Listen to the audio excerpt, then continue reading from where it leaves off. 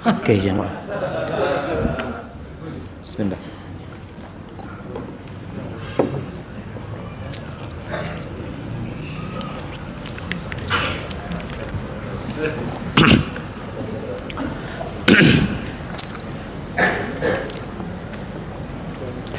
Jika manusia selamat di hari hisab dan timbangan, mizan, apakah belum tentu selamat di sirat, jembatan, dan begitu sebaliknya?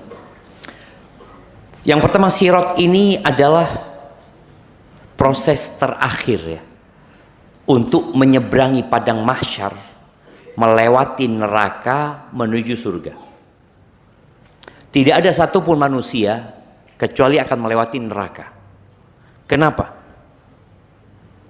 Disitulah Allah ingin memberikan nikmat yang sempurna. Orang itu akan semakin berbahagia tatkala dia selamat dari musibah. Maka dia ngelihat neraka, kemudian dia selamat, gimana bahagianya dia.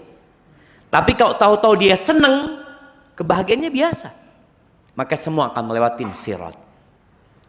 Kalau bicara apakah yang dapat kitab dengan kanannya, itu sudah pasti selamat. Wallahu a'lam bishawab. Insya Allah dia masuk surga. Tapi ada yang masuk surga tanpa azab, ada yang masuk surga diazab. Makanya orang yang melewati sirat itu ada 3. Ada yang melewati sirat selamat tanpa ada terluka apapun. Tapi ada yang melewati sirat luka-luka aja, tapi selamat. Jadi itu sebagai balasan untuk dosa-dosa dia, tapi dia selamat. Ada yang jatuh ke dalam neraka. Adapun orang-orang kafir itu akan berjatuhan tanpa melewati sirat. Ini orang-orang yang beriman. Sedangkan orang-orang kafir sudah berjatuhan ke neraka. Mereka digiring.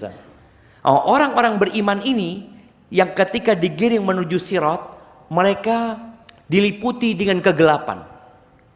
Setelah proses hisab itu, mereka diliputi dengan kegelapan. Disitulah Allah bagikan cahaya. Kullun biqadri amali.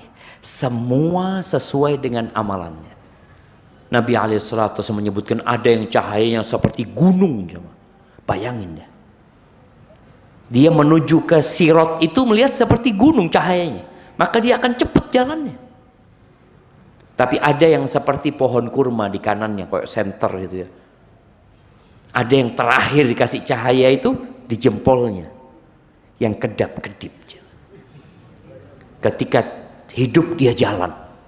Mati dia berhenti, takut dia jatuh ke neraka. Long sirat itu sangat kecil sekali. Jadi seperti itu, wallahu a'lam bishawab. Mohon nasihatnya Ustaz.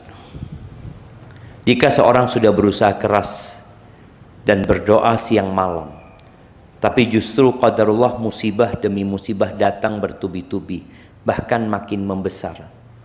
Bagaimana membangun asa dan husnudzon kepada Allah agar tidak tergelincir dan futur? Ahibati fillah, Allah kalau cinta sama hambanya itu bukan dikasih harta, bukan dikasih sehat. Apa kata Nabi SAW? Idza habballahu abdan ibtala. Kalau Allah cinta sama hambanya, dikasih bala sama Allah. Di sini tatkala antum dikasih bala dan antum semakin berdoa, dikasih bala lagi, itu tanda cinta Allah. Dan Nabi SAW menyebutkan ya, idza sabaqat lil abdi manzilatun 'indallah yaumil qiyamah. Apabila Allah sudah tetapkan buat hamba ini sebuah kedudukan di hari kiamat yang tidak bisa diraih dengan amalnya, Allah kasih bala dia. Supaya sampai ke sana. Jadi kalau bicara antum kena bala lagi, anak sudah berdoa, lalu antum berpikir, katanya Allah berjanji, ud'uni astajib lakum, mintalah kepada aku, pasti aku kabulkan. Iya, cuma pentingnya belajar itu kita tahu jawaban itu apa. Ternyata dikabulkannya doa itu satu dari 3 hal. Yang pertama, Allah berikan yang antum pinta. Yang kedua, Allah selamatkan antum dari bencana yang sepadan dengan doa antum. Dan boleh jadi antum udah kena musibah, seharusnya musibahnya lebih besar dari itu. Tapi dengan doa antum ringan. Cuma kan antum nggak tahu. Antum rasa ya Allah kok kena musibah lagi. Makanya seorang yang terkena musibah, dia berusaha untuk naik tingkatannya, bukan sabar. Kalau sabar itu berat ya. Naiklah ke ridho antum. Kalau bisa naik lagi ke syukur. Loh masa orang kena musibah syukur? Iya. Antum bagaimana tatkala umpamanya tabrakan kaki antum satu harus diamputasi. Antum mengatakan alhamdulillah cuma satu. Allah bisa dua-duanya dibikin amputasi. Bahkan Allah bisa antum kehilangan separuh badan antum. Maka seharusnya antum ketika melihat musibah itu lihat alhamdulillah. Alhamdulillah Allah bisa bikin lebih besar dari ini. Ketika contohnya ya, antum kena musibah kebakaran rumah antum. Antum katakan alhamdulillah cuma rumah anak-anak enggak. Allah bisa bikin ana bersama anak-anak, istri ana tidur di rumah kebakaran semuanya. Apa nggak mungkin? Mungkin. Maka hendaklah antum berbaik sangka sama Allah. Kalau ternyata 1, 2 nggak dikasih, yang ketiga Allah kumpulkan sebagai pahala buat antum. Musibah di dunia ini terputus, mati selesai. Antum lihat orang-orang yang kena kanker, mati selesai. Makanya sebagian mereka kan ingin bunuh diri karena pikirnya dengan mati selesai, ada kehidupan selanjutnya. Tapi musibah dunia tadi selesai. Maka hendaklah antum berbaik sangka sama Allah kalau Allah ingin kebaikan buat antum. Kenapa seorang banyak dosa tapi selamat karena punya kartu bitokoh? Padahal banyaknya dosa membuat tauhid berkurang dan tidak sempurna. Barakallahu fikum. Naam jamaah, hadis bitokoh itu hadis yang menjelaskan tentang besarnya rahmat Allah Azza wa Jalla. Dan jangan pernah meremehkan dosa karena antum bertauhid. Antum berpikir mungkin anak termasuk yang bitokoh itu saja, yang dapat bypass langsung bisa masuk ke surga Allah SWT. Pertama, kita nggak tahu dengan hati orang ini. Ahibati fillah, terus terang ya, yang pertama Allah lihat itu hati. Innallaha yanzuru ila qulubikum wa a'malikum, dan amalan kalian. Dalam kehidupan ini kita kadang-kadang melihat ada orang jahat, kita lihat wong kia ini itu suami wong kia, tahu-tahu matinya husnul khotimah. Boleh jadi di hati dia ada penuh keyakinan terhadap Allah Azza wa Jalla, berbaik sangka sama Allah Azza wa Jalla, dan dia berbuat dosa dengan takut jemaah. Maka kalau bicara tadi hadis bitokoh, iya, kalau bicara mengurangi. Tapi kan kita nggak tahu bagaimana kondisi hati orang ini. Bagaimana tatkala ditampakkan kepada dia tumpukan dosa-dosa dia yakin binasa. Tapi ternyata tadi Allah tidak menzalimi seorang pun. Maka jangan sampai kita bersandar kepada tauhid kita lalu kalau gitu anak nggak perlu beramal ya. Yang penting kan la ilaha illallah Ustaz. Boleh jadi antum mati dan tidak mengatakan la ilaha illallah gara-gara dosa kita. Dan boleh jadi dicabut nyawa antum dalam kondisi antum berbuat dosa nantinya. Barakallahu fikum. Nah, mohon informasi. Bagaimana cara untuk mendapatkan pengadilan tertutup kelak di akhirat? Persidangan. Iya. Persidangan di hari kiamat itu ada yang terbuka dan ada yang tertutup, seperti di dunia. Kalau antum ingin pengadilan antum tertutup, jangan pernah riya. Man ra'a ra'allahu bihi. Siapa yang riya, maka Allah akan pamerkan dia nanti pada hari kiamat. Karena dia pura-pura baik. Yang kedua, berbuat dosalah, berbuat dosa. Kalau antum terjebak dalam perbuatan dosa, maka jangan cerita sama siapapun. Tutupin dosa antum. Kata Nabi SAW, kullu ummati mu'afan illal mujahirin. Semua umatku itu berpotensi dimaafkan ya, kecuali orang yang berbuat dosa terang-terangan. Termasuk berbuat dosa terang-terangan itu, di malam hari dia berbuat dosa, di pagi hari dia cerita. Jangan cerita kebaikan yang tersembunyi, dan jangan cerita dosa yang tersembunyi. Kalau antum ingin dihisap nantinya tertutup. Kemudian tutupin kesalahan-kesalahan saudaramu. Kata Nabi SAW, man satara musliman satarahullah. Barang siapa yang menutupi aib saudaranya, maka Allah akan menutupi aib dia. Jadi semoga pada hari kiamat nanti antum ditutupi, tidak dibongkar terang-terangan ketika antum berbuat. Ya siapa yang gak berbuat dosa jemaah? Ada seorang lelaki menzinai seorang perempuan. Mereka berdua pacaran hingga perempuan tersebut hamil. Kemudian mereka berdua dinikahkan di luar KUA sebelum si bayi lahir. Pertanyaannya, setelah si bayi lahir, mereka berdua harus melakukan pernikahan ijab qabul ulang. Jazakallah khair. Dari hamba Allah yang takut. Allah mengatakan wala taqrabuz zina. Jangan dekati zina.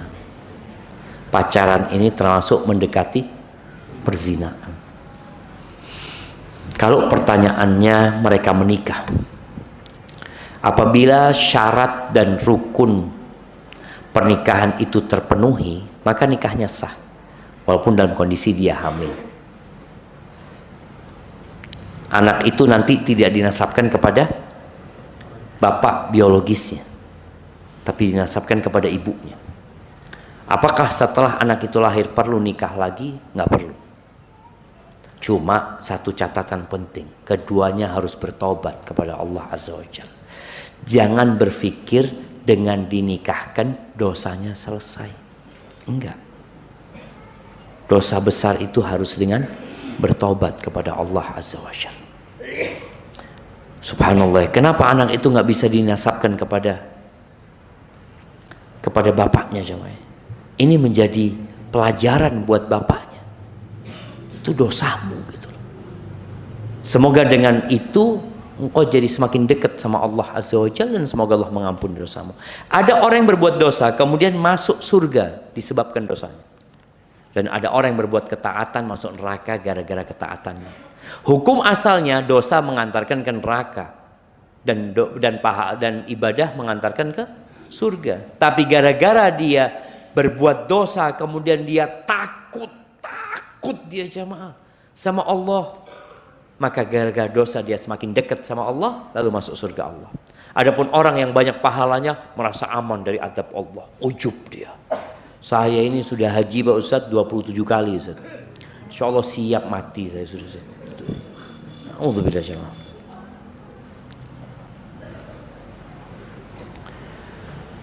Ini panjangnya Pak. Bismillah, assalamualaikum Ustadz. Semoga Ustadz dan keluarga selalu dalam lindungan Allah Azza wa Jalla. Izin bertanya Ustadz.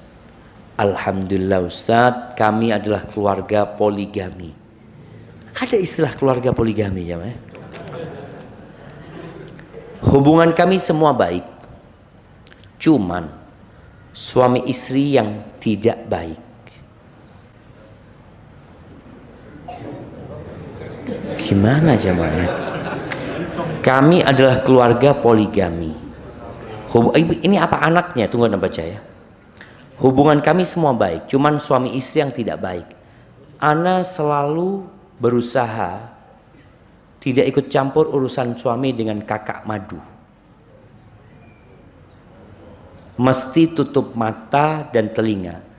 Tapi realita suami malah selalu menceritakan RT-nya di sana kepada Ana. Yang awalnya tidak hasad, Ana menjadi hasad. Maksud Ana walaupun jauh atau dekat, maksud Ana ketika mabit dan jika tidak berinteraksi dengan Ana yang sudah bahas tentang Ana dan RT Ana, ini gara-gara poligami jemaah. Maksud Ana walaupun jauh atau dekat, maksud Ana ketika mabit atau tidak, jika berinteraksi dengan Ana yang sudah bahas tentang Ana atau rumah tangga Ana, jangan yang lain. Oh, paham antum sudah. Makanya Ana mau minum dulu.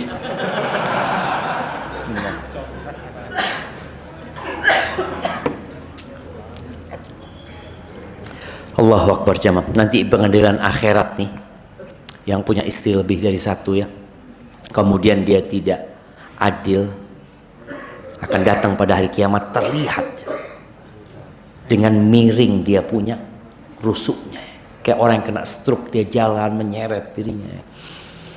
Walaupun di dunia mungkin tadi nggak kelihatan. Jadi dia ini maunya kalau sedang mabit tempat dia, jangan bahas. Ya udah bahas tentang rumah tangga Ana, jangan ngomongin yang lainnya maksudnya. Sepertinya kayak gitu. Ketika Ana utarakan maksud Ana kepada suami, malah beliau marah-marah. Padahal Ana utarakan dengan menggunakan adab, yaitu tidak meninggikan suara, dan waktu senggang ketika suami marah selalu kirim dalil-dalil. Jadi memang orang kalau mau poligami ini ngapal dalil dulu ya mas. Kalau wanita soleha tidak berlaku seperti itu. Istri harus taat pada suami apapun kondisinya. Jadi tidak boleh protes, mengatakan ana banyak jin. Allahu Akbar. Ini jamaah, ketika ana memberontak padahal kan cuma ingin beliaunya memperhatikan ana ketika komunikasi dengan ana. Pertanyaannya, apakah ana salah Ustadz mengutarakan isi hati? Apakah ana termasuk berdosa kepada suami menyebabkan marah-marah? Cos suami mesti bilang memang benar kaummu kata Nabi. Jemaah, ana baca jemaah.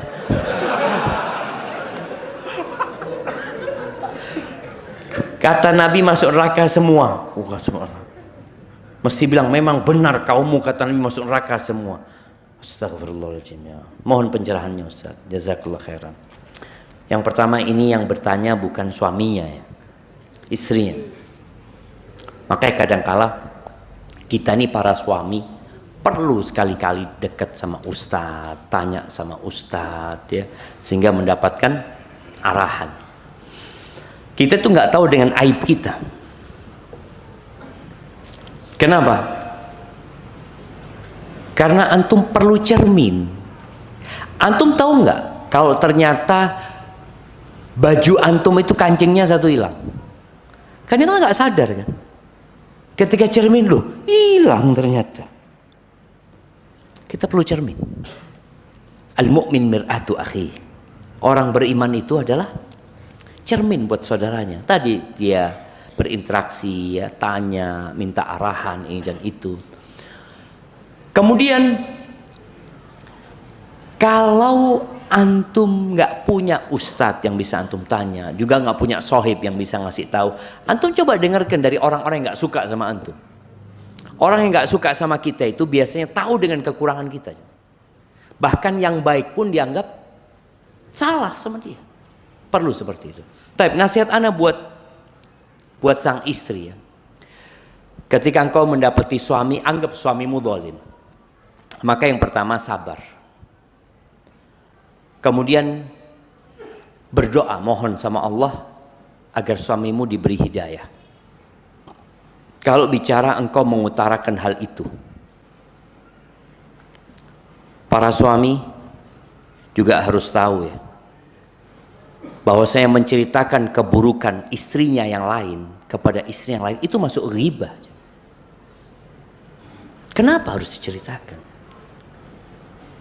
Menceritakan keburukan itu nggak boleh. Kalau engkau menceritakan karena minta solusi, itu lain lagi ceritanya.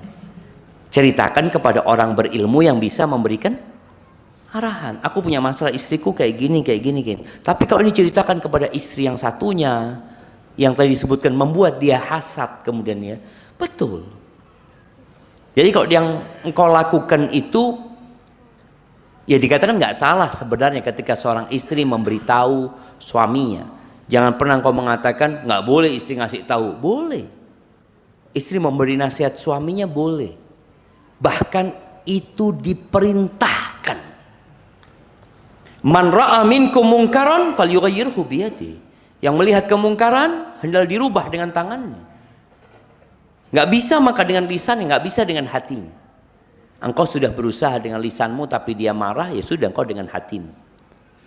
Kemudian kalau dikatakan ucapan dia semua kaum Hawa itu masuk neraka, enggak benar. Enggak benar ucapan itu, tapi memang banyak wanita yang masuk neraka. Kalau yang kau lakukan apakah membuat suami marah itu dosa? Ya, kalau membuat suami marah dengan cara yang tidak benar maka dosa.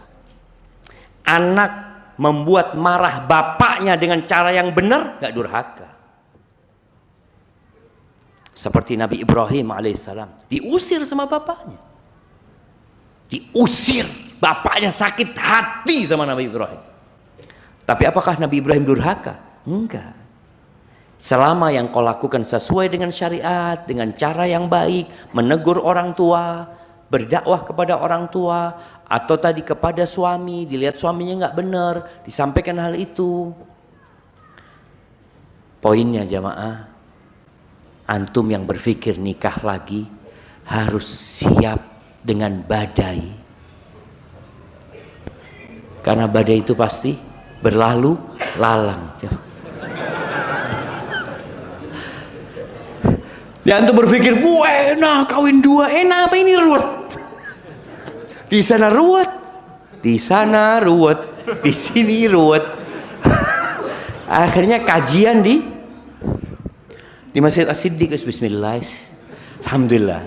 Kalau ternyata antum kawin lagi menyebabkan antum lebih sering ke masjid, itu nikmat ya. Karena antum semakin dekat sama Allah Azza wa Jalla. Itu kayaknya pertanyaan terakhir. Itu masih, Alhamdulillah sudah habis ya. Ahibati fillah. Dunia ini bukan tempat bersenang-senang. Setiap antum hendak berbuat sesuatu, selalu hadirkan gambaran saksi yang akan bersaksi.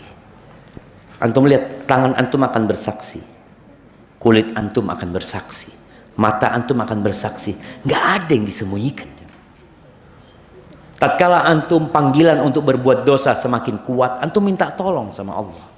Allahumma a'inni ala dzikrika wa syukrika wa husni ibadatik. Berdoa terus, nggak ada yang lepas dari dosa. Makanya kita mengatakan iyyaka na'bud wa iyyaka nasta'in. Semua dosa itu diampuni kecuali syirik. Artinya kalau mati dalam kondisi berbuat syirik, antum nggak akan diampuni. Tapi ingat, ada dosa yang tidak akan ditinggalkan. Artinya persidangan di hari kiamat akan tetap diadakan, yaitu dosa kepada orang lain. Maka tolong berkaitan dengan dosa terhadap orang lain ini, nggak cukup antum istighfar dan bertobat. Antum perlu minta maaf sama mereka. Hadza wallahu a'lam bissawab. Aqulu qouli hadza wa astaghfirullah li wa lakum wa li sa'iril mu'minin wal mu'minat fastaghfiruhu innahu huwal ghafurur rahim. Subhanakallahumma.